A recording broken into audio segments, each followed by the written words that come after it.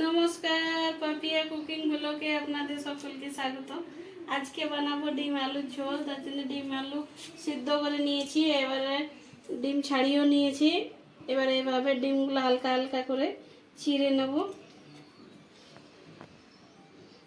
কড়া বসিয়ে দিয়েছি, এবার কড়া দিয়ে দিব তেল, চামচ মতো কড়া দিয়ে দিচ্ছি তেল। গরম হয়ে গেছে, এবারে তেলে ডিমগুলো ভেজে নেব।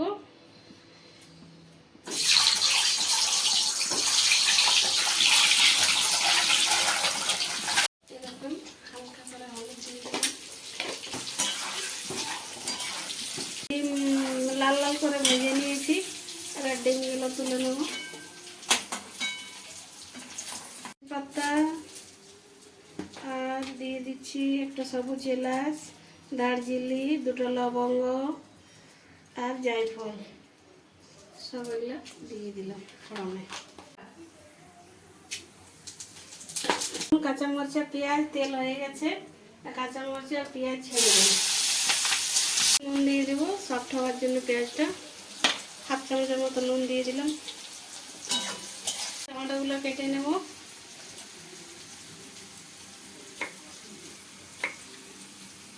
এবারে দিয়ে দিচ্ছি আদা, রসুন, জিরে একসঙ্গে বেটে নিয়েছি।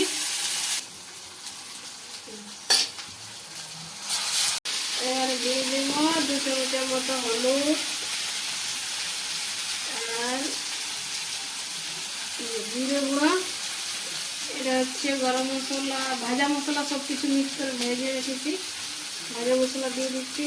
আর কাশ্মীর লাল মরিচের গুঁড়ো, টমেটো। এটা তো মশলাটা ভালো করে কষে নিয়েছি। এবারে ছেড়ে দেবো ডিম আলু।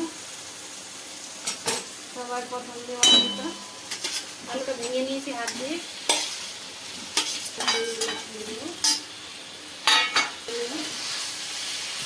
এবারে দিয়ে দেবো জল,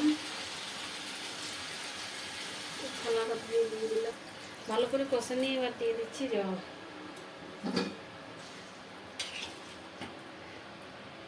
দিয়ে দেবো, আগে হাফ চামচ দিয়েছিলাম, এখন দিয়ে দিচ্ছি 1 চামচের কিছুটা।